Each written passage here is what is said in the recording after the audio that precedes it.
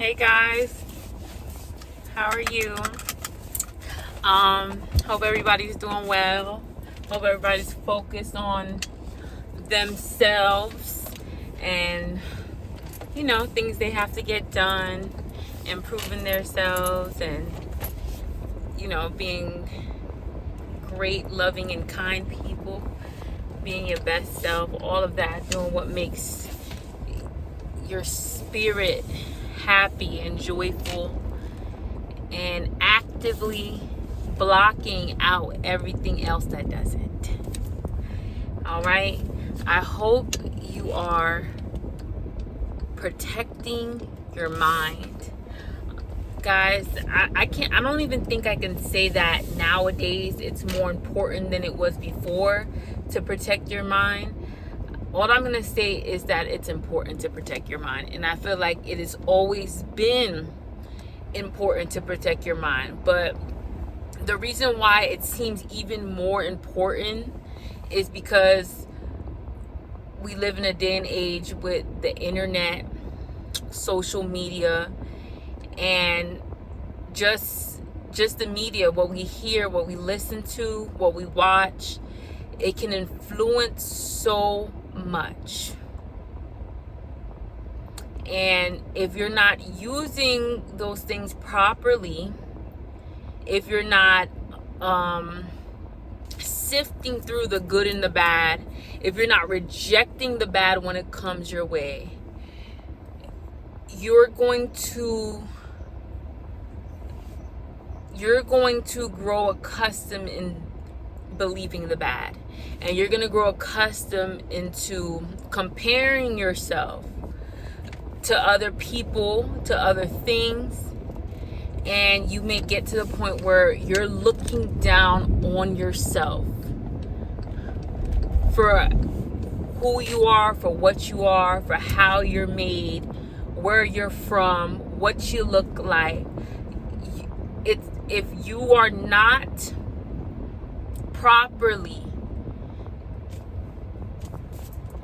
guiding yourself, I don't know which way to put it, if you're not being aware of your thoughts and your thought patterns and what you are feeding yourself, this world and the media could easily lead you into self-doubt, low self-esteem, self-hate, just all kind of negative things that you begin to believe about yourself, or maybe these are things that you've been believing about yourself, so it just doubles down on the negativity. So that's what I'm just saying. It's important that you protect your mind against these things. There's so much out there, and I don't even want to get into it. But the things that you watch, the memes on social media, the things that you see, the things that you listen to that make you think, I'm not good enough, or people don't like people who look like me. People like me are not beautiful. People who look like me are not beautiful, or I'm not good enough for people like them.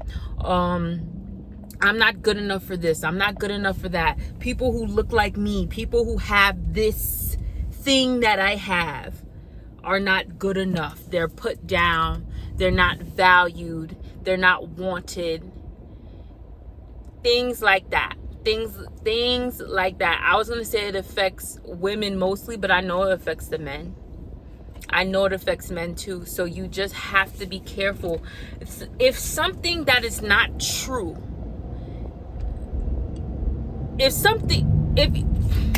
let me just put it like this. Your mind is powerful. Your mind is powerful. That's why people overcome adversity every single day.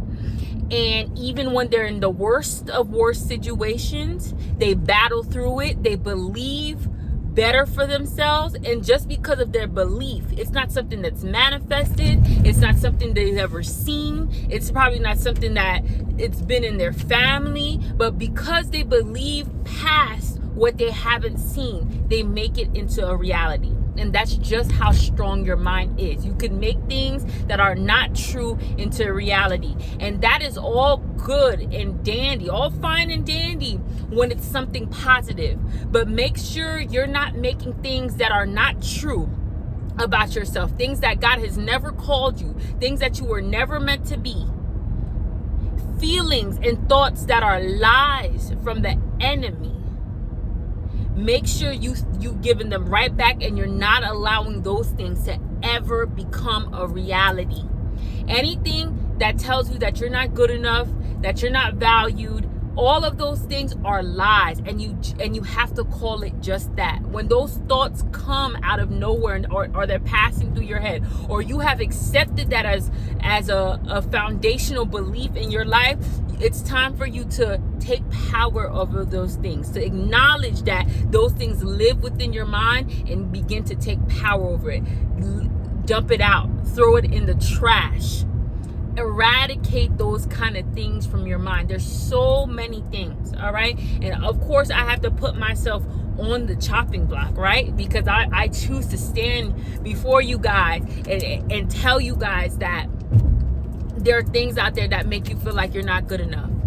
First of all, I am a black woman in America.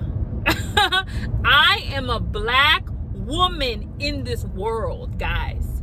They call that what? The double minority. So there's injustice, okay, when it comes to just being a woman. All right, hey, maybe it's less than it used to be, but women still get paid less than men. Women, there's still a pay discrepancy between men and women. All right, and amongst other statistics that we don't even have to go to all of that. Like, go look it up on Google, the disparities between men and women. That's the first one. And then I am a black woman. Now I'm black. Now go look up the disparities between blacks and other races. We have them. So I am a black woman. The oppression, the injustice, the racism, the sexism, I get it double. We get it double. I'm not saying this because I want people to feel sorry for me. I'm not saying this because, basically I'm asking for sympathy in any kind of way. This is just the reality. This is just the fact of the matter. I can't ignore the fact of the matter. But if I wanted to live life feeling sorry for myself, there's more than enough reasons to. There's more than enough reasons for me to look down on myself, feel like I'm not good enough, feel like I'm not enough. The imagery that they put out about black women, what people think black women are, the stereotypes of black women, the way they're portrayed in the media. It's just so much, isn't it? It's just so much. But I'm not here today for you to go over those things. I'm here today to tell you that no matter what they portray about people who look like you, and you don't have to be a black woman, just wherever you come from, however you're made, however you show up in this world, you don't have to accept that. You don't have to accept the stereotype. You don't, if they say people like you are not valuable, if you're not portrayed to be valuable, if you're not portrayed to be amongst the best of what people consider the best, whatever it is, whatever this world has their way, has set up to make people like you feel like you're somehow at the bottom of somebody's hierarchy, whatever hierarchy they think this is, whatever they think it is. And this is why it's so important to know who you are in Christ Jesus, to know that Christ loves you, to find yourself in Jesus. Because ever since I found myself in Jesus, there is no way this world could tell me any different. There's no way that I would allow this world to make me feel less than, to make me feel rejected, to make me feel like I am not good enough, like I am not enough, like I am not already accepted. There's no way that I would allow this world to allow myself to continue to seek validation from this world, or nothing like that, nothing of that sort. And I reject, just like you need to do, you need to continue to reject the negative imagery, the negative stereotypes that they try to use against you to make you feel like you're not equal, like you're not special in the eyes of God, like you're not capable of achieving anything you want to achieve, of doing anything you want to do. You have to, on a daily basis almost, especially if you're active on social media, on a daily basis, you have to choose to reject anything that tries to hold you back, that anything that tries to tell you that you're not able, that you're not capable, that you're not valuable, anything like that, anything negative. Continue to reject it. You don't have to be me. You don't have to be a black woman. It could be for any reason. Literally, there's any reason for you to down yourself, to doubt yourself, to go into a place of lack and not feeling like you're enough. For some reason, this world creates any single reason. It could literally be your height, your face shape, just like physical attributes. And then after the physical attributes, it's your social status, your economic status, whether you have a family or not, whether you're married or not, you know what I'm saying, your relationship status. Like, it's literally anything. And here's the thing, this is what I got from my mom. This is something I got from my mom, because when I start to hit an age where I started to comparing myself and seeing like the difference between me and other girls, like that middle school, high school age, and I realized that my body was different than other girls. Like, there's just a lot of things that, again, as a black woman, you're in the media, you're influenced into feeling and believing that you should have a certain body type, like you should have a big butt and a small waist and things like that. And these are things that I didn't have, because that's not in my gene pattern. That's not for me, right? Unless I wanted to go see a doctor, that's not for me. And I used to bring those things up every single day, and I probably pushed my mom into a place where she had never been before, making her start to feel kind of insecure about herself, because I'm basically shaped just like my mother. Everything I have, I got it from her, the face, the everything. We're twins. So me just bringing those kind of things up every day, it probably made her examine herself and bring up insecurities within herself. Until one day she told me, she said, "Tally, okay, I don't have this. Okay, I don't have that. Am I gonna kill myself?" I'm sorry to put it like that, but she said, "Am I gonna take my own life because this is what I don't have? Am I gonna be upset and angry with myself for the rest of my life and have that be a problem for the rest of my life and carry that in with me for the rest of my life?" And when she said that, I think at that very moment it didn't sink in, but for the past, I'd say, year or two, it really sank in. So every time I go off balance, right, and I start leaning in too much into my insecurities, things that I feel like I'm lacking, whether that's, and usually it's about my appearance, right? I start saying like, "Tally, whoa. I back up. I'm like, is this something that I want to carry with me for the rest of my life? I'm 28, about to be 29. There's certain things I told myself I don't even want to carry with me into my 30s. By the time I reach 30, I better have this rectified. I'd rather have this reconciled within myself. All right? I better have it, because you have to really look at your insecurities and be like, all right, you have to make peace with them. You have to make peace with them, because that, if you don't make peace with your insecurities, that is an open door for you to continue to live that miserable life of continue to comparing yourself and allowing images, negative images, to make you feel worse about yourself. That is an open door for this world and the media and the enemy to make you feel like you're not enough if you don't make peace with your insecurities. It's time to make peace. Whatever you can change, go ahead and change them. I'm not telling you that the things that you could really work on and change, that you shouldn't want to go and change them. Yes, if it's something that you can change, if you put in a little effort and it goes into bettering yourself and glowing up and things like that, absolutely. Do something about it. But don't sit there and dwell on anything.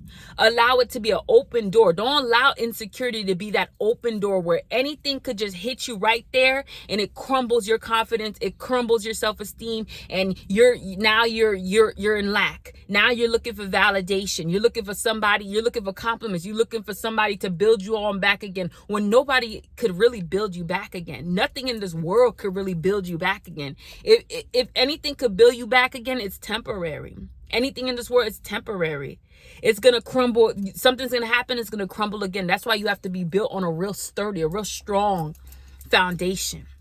My foundation is Jesus Christ. I highly recommend him. But yes, time to make peace with those insecurities. Understand, like, if it's something that you can't really change, go ahead and accept yourself the way you are. The way you are, accept yourself. And you're going to come to a point where you're finding out like you're making a way bigger deal of these things than they are even a big deal. It's like you're the only one tripping. You're the only one tripping. And it's really diminishing your quality of life, having to think about these things so often that really don't matter in the grand scheme of things. Like, weight was a big issue for me. And I came to the point where I'm saying, okay, I have to do something about this. And I did what I had to do, or I did what I wanted to do, and it's handled. And I said that I'm going to reach a point that I'm not going to be so focused on weight. Like, I've already changed my life. I'm already eating healthy. I'm already doing what I have to do to maintain this. But there's a point where I'm going to be like, you know what? There's a weight that I want to drop to, that I want to be like, you know what? I'm comfortable at this weight. I'm accepting myself the way I am. This weight is perfect for me. This is the weight I want to maintain. I'm not going to spend the rest of my life trying to lose weight, trying to get down to some imaginary number that I think is going to make me feel better about myself. No, it has to be an end. It has to be an end. Like, of course, I'm going to still work out. I'm still going to eat healthy to maintain that weight. But the first priority can't be for the rest of my life a weight. No.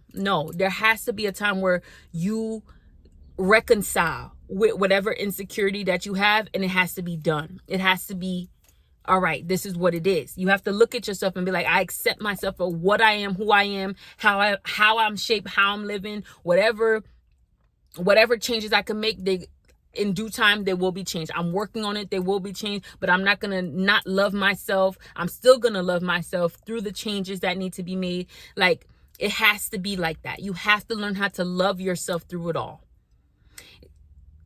You have to learn how to accept yourself through it all. And stop allowing things in the media, wherever they come from, whatever people say, to make you look down on yourself. No. It's time to shut the door of insecurity. We put rejection to rest. Now it's time to put that insecurity to rest too. You put it to rest by rejecting everything, even the thoughts that you have against yourself, other people, yourself, wherever they come from. You begin to reject it, and you be like, I am enough. The way I am, this is the way that God made me. The way I am enough, and that's it. I don't want to hear nothing about it no more. I love you guys. See you soon.